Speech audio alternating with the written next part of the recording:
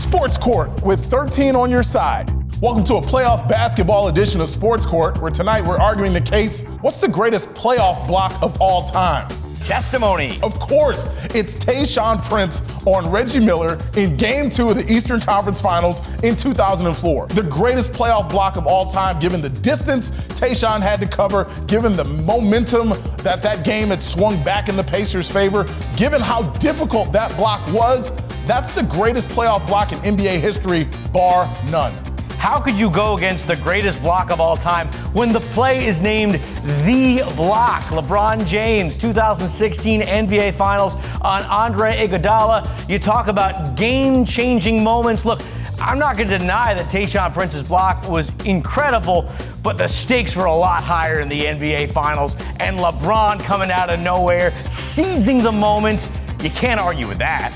Cross-exam. I can certainly argue with that, and I can do so by asking you a very specific question, Mike Lacett. Did LeBron James make that block on his own, or did he have help? Because when you look at the replay, J.R. Smith is very much altering Andre Iguodala before LeBron completes the chase down. I knew you were going to say that, but if you look at the replay, LeBron James practically jumps over J.R. Smith, which makes the play even more amazing. Now, to the heart of my argument, I want to know, how much of a factor is it that you are a Pistons fan? How much is that playing into your psyche here?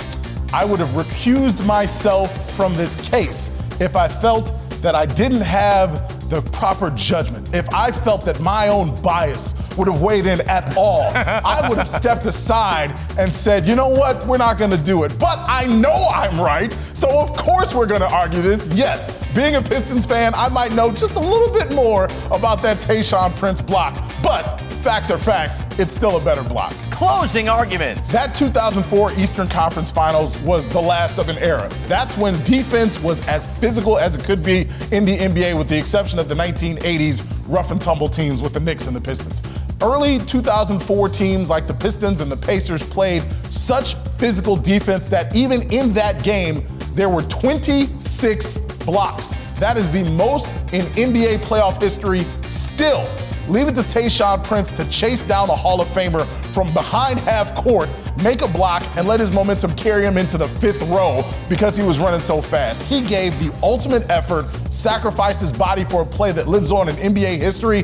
That's what makes it so special. Ladies and gentlemen of the jury, when we talk greatest block, are we talking most athletic block? If that's the case, I may argue he's right. Tayshaun Prince, he had to cover more distance. He really did come from out of nowhere. But if we're talking greatest moment, there's no way you can go against LeBron James. And this is coming from a guy who hates the fact that people talk about LeBron James being equal to Michael Jordan to the core.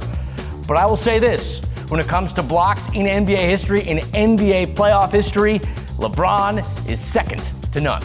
The verdict. Here's your chance to tell us how we got it wrong. Head to the 13 on your side Facebook page and let us know.